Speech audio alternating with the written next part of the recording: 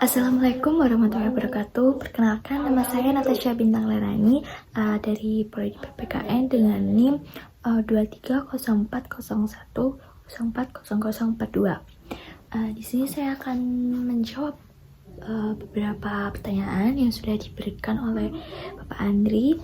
Itu yang pertama, di mana perbedaan antara rakyat, warga negara, dan juga warga. Yang pertama yaitu rakyat. Rakyat itu syarat berdirinya suatu negara dan juga masih dalam bayang-bayang monarki. Kemudian warga negara sendiri yaitu seseorang yang tinggal di suatu wilayah negara yang dimana dia memiliki hak dan juga kewajiban di mata hukum dan dilindungi oleh konstitusi negara. Kemudian yang terakhir yaitu warga. Warga sendiri seseorang yang tidak memiliki suatu wilayah dan juga tidak terfasilitasi suatu negara dan tidak adanya hukum yang berlaku. Contohnya yang biasa disebut kosmopolitan. Kemudian yaitu yang kedua, pada saat kapan manusia menjadi warga, yaitu pada saat dimana manusia di dalam gua yang melihat suatu bayang-bayang yang dimana itu bayang-bayang menjadi pemicunya untuk keluar dari gua tersebut.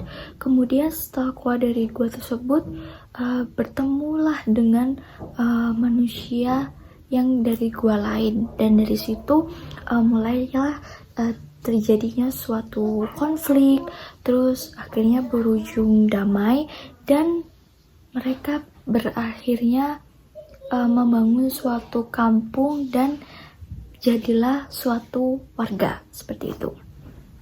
Kemudian yang ketiga yaitu situasi dan keaktifan warga negara di polis-polis Yunani, yaitu warga negara di polis Yunani itu disebut dengan polites, yang dimana memiliki peran aktif dalam politik dan juga sosial. Nah, kewarganegaraannya itu dianggap sebagai status yang dimana hak dan kewajibannya itu diakui oleh hukum. Kemudian pertanyaan yang keempat yaitu kewarganegaraan menurut Plato. Kewarganegaraan menurut Plato sendiri itu berkaitan erat dengan konsep negara ideal yang digambarkan dalam karya Republik. Nah, Plato ini menekankan pentingnya suatu pendidikan bagi pemimpin dan menganggap bahwa negara yang harus dipimpin oleh orang-orang yang memiliki suatu pengetahuan dan juga memiliki pendidikan yang tinggi dan memiliki suatu kebijaksanaan. Jadi tidak dipimpin oleh mayoritas yang tidak terlatih. Lalu pertanyaan yang kelima yaitu keterlibatan warga negara Yunani dalam politik dan juga perang. Nah, keterlibatan warga negara Yunani dalam politik dan perang ini sangat signifikan, terutama di Athena ya. Dalam sistem demokrasi sendiri, dari setiap warga negara itu pria berhak berpartisipasi dalam majelis yang disebut eklesia, yang dimana eklesia itu mengatur suatu keputusan yang sangat penting. Nah, partisipasi ini itu diwajibkan dan mereka diharapkan aktif dalam kegiatan pemerintahan dan juga mengambil bagian dalam pertempuran sebagai seorang prajurit. Lalu pertanyaan yang keenam yaitu apa perbedaan warga negara di Yunani dan juga Romawi. Nah, warga negara di Yunani sendiri itu laki-laki dewasa yang memiliki hak untuk berpartisipasi dalam pemerintahan dan wanita, budak, dan juga orang asing itu tidak dianggap. Nah, sedangkan di Romawi sendiri itu mencakup lebih banyak kelompok, termasuk orang-orang dari berbagai wilayah yang ditaklukkan gitu.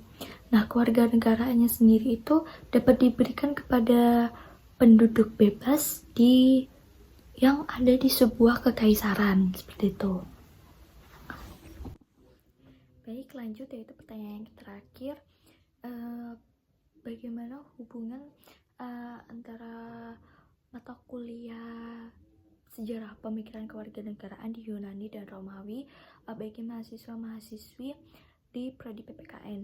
Nah, menurut saya pemikiran tentang kewarganegaraan dari Yunani dan Romawi ini tidak hanya menjadi bahan kajian sejarah, tetapi juga memberikan landasan penting bagi mahasiswa dalam memahami dan menerapkan konsep-konsep seperti penerapan nilai demokrasi, pengembangan konsep kewarganegaraan, dan juga kesadaran hukum dan konstitusi yang mungkin dapat dilakukan dalam pemerintahan saat ini.